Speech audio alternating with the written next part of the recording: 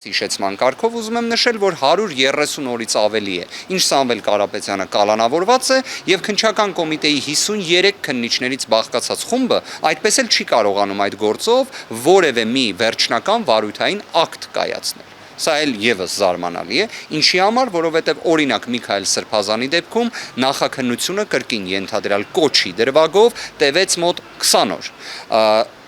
Հանրային գործիչ նախկին падգամավոր Ռուբիկ Հակոբյանի վերաբերյալ դրվագը կրկին ենթադրյալ կոչի վերաբերյալ տևեց կրկին մոտ 20 օր, բայց Սամվել Կարապետյանի դեպքում ստացվում է այն տևում է 130 օրից ավելի եւ այդպես էլ որևէ մի վերջնական վարույթային ակտ չկա։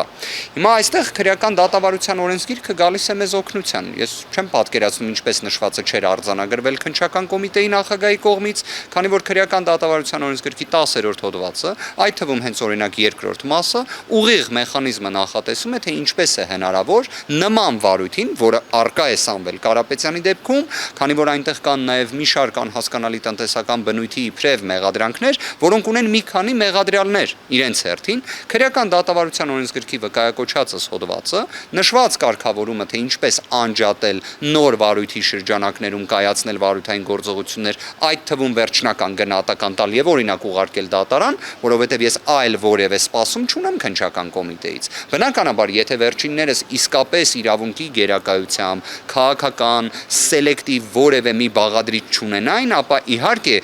պետք է քրեական հետապնդումը դադարեցնեին ընդհանրապես։ Բայց մենք նման ակնկալիք չունենք էլ։ Ի վերջո այս 5 ամսվա նախաքննությունը ցույց է տալիս, որ այստեղ նպատակը բնավ իրավական process-ը չէ։ Այստեղ նպատակը հաշվեհարդարն է, քանի որ հունիսի 17-ին նման խոստում էր տրվել։